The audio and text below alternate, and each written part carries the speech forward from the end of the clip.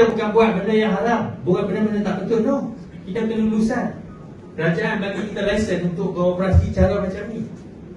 Jadi jangan risau, bisnes kita adalah legal, sah di sisi undang-undang. Yang keduanya, saya boleh share dengan ramai orang yang tak ada masa. Banyak orang bagi alasan tak ada masa, betul tak? Nak buat bisnes, saya tak ada masa, saya kerja, kan? Kalau anda tak ada masa, anda kena buat bisnes ni.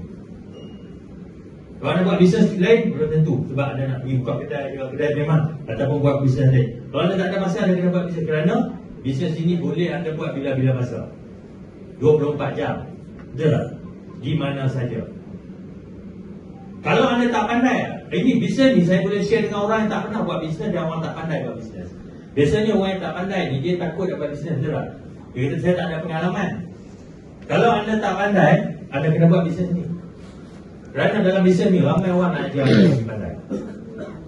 Betul tak? Orang yang bawa anda hari ni mesti nak ajar anda supaya anda pandai dalam bisnes ni.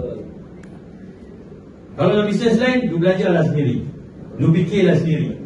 Betul tak? Kalau nak buat macam fikir buat sendiri lah. Tak ada orang nak datang tolong kita, betul tak?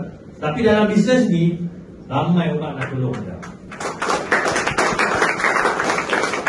Termasuk saya, termasuk leader-leader, termasuk management, semua kita hari ni buat program, training dan sebagainya untuk bantu anda. Betul tak? Betul. Termasuk event hari ni kita buat, dan sebanyak lagi event untuk bantu anda. Bisnes lain tak ada. You fikirlah sendiri, buatlah sendiri. Sebab tu saya kata, ini adalah kalau anda hari ni tak ada masa, tak ada duit, tak ada duit sendiri. Kalau anda tak ada modal besar, tak ada duit buat bisnes, anda kena buat bisnes ni. Betul tak? Kalau anda compare bisnes lain, anda kena berapa banyak? Nak buka bisnes lain, nak buka restoran, jadilah gerai pun kurangnya puluhan ribu anda kena ada, betul tak? Betul. Banyak kena fikir pasal menu, banyak-banyak lah, macam-macam nak kena fikir.